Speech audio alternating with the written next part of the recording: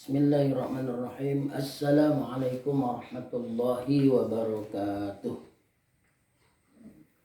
Anak-anak sekalian, hari ini hari Rabu, kita akan belajar bidang studi Al-Quran. Untuk hari ini kita akan membahas yaitu isi kandungan surah At-Tin. Pertemuan yang lalu, pertemuan yang ketujuh, yaitu kita belajar surah At-Tin dengan terjemahannya. Nah, untuk kali ini atau pertemuan yang ke-8 ini tanggal 16 ya, hari ini kita akan membahas tentang isi kandungan surah At-Tin. Membahas isi kandungan surah At-Tin. Buka halamannya,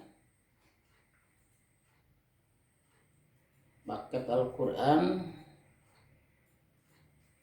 halaman 22.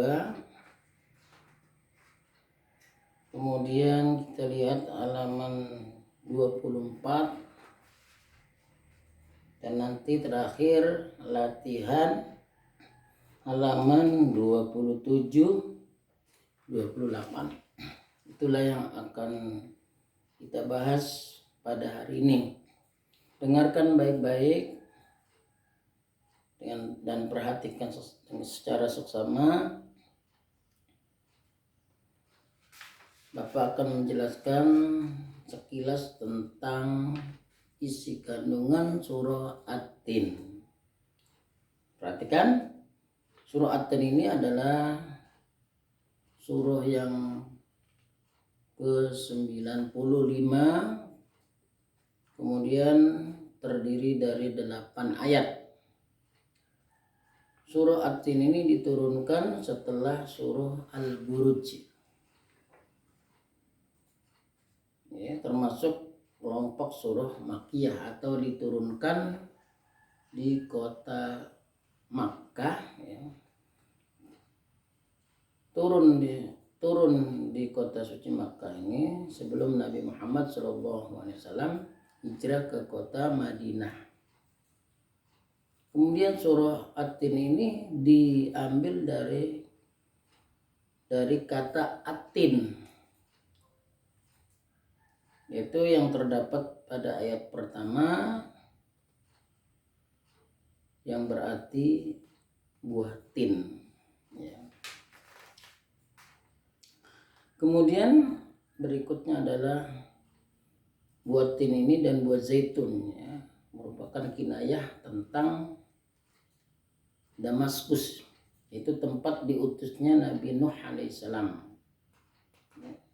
dan Baitul Maqdis ini tempat diutusnya Nabi Isa alaihissalam. Kemudian Bukit Sinai, itu sebuah gunung atau bukit tempat Nabi Musa alaihissalam menerima wahyu dari Allah Subhanahu wa taala. Kemudian yang dimaksud dengan negeri yang aman adalah kota Makkah.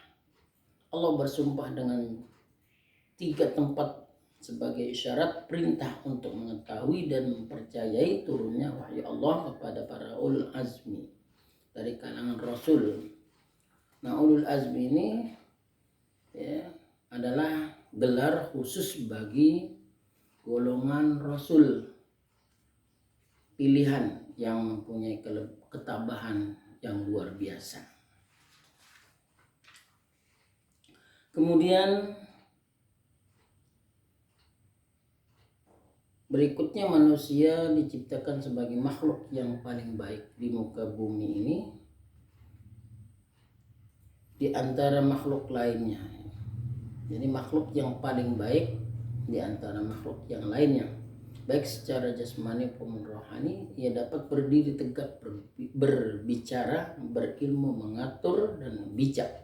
Hal itu disebabkan manusia dibekali dengan akal pikiran dan hati yang dapat berfungsi dengan baik. Hal itu memungkinkan manusia untuk menjadi khalifah di muka bumi. Kemudian manusia ini berubah menjadi makhluk yang hina dan rendah derajatnya di hadapan Allah Subhanahu wa taala apabila ia tidak bersyukur, tidak berterima kasih, selalu bermaksiat dan tidak mentaati perintah Allah Subhanahu wa taala. Tempatnya kelak adalah di neraka yang mensengsarakan. Kemudian manusia yang akan selamat dari kehinaan adalah ia akan beriman dengan sungguh-sungguh dan membuktikannya dengan ibadah dan amal soleh. Mereka akan mendapatkan pahala yang tidak ada putus-putusnya. Mereka akan ditempatkan ke surga dengan segala kenikmatan dan kekal di dalamnya. Kemudian melalui Rasulullah SAW sebagai pembawa risalah dan uswatun hasanah, kita menjadi tahu tentang ajaran Islam dan tidak boleh mendustakan ajaran yang dibawa oleh beliau, karena mendustakan ajaran berarti sama saja mendustakan Allah dan balasannya adalah neraka. Yang terakhir adalah Allah adalah hakim paling adil. Manusia akan mendapatkan balasan sesuai dengan apa yang telah diusahakannya selama hidup di dunia. Jika baik amalnya maka akan dibalas dengan kebaikan, balasannya adalah surga dan ridhonya. Jika buruk amalnya maka akan mendapat balasan yang buruk, balasannya adalah neraka dan murkanya. Na'udzubillah. Ya. Kemudian selanjutnya adalah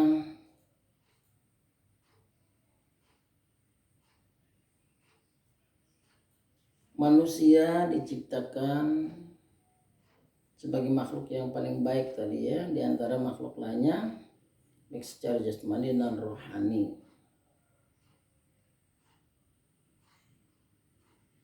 Nah, itu barangkali sekilas penjelasan tentang isi kandungan surah At-Tin. Kemudian yang terakhir adalah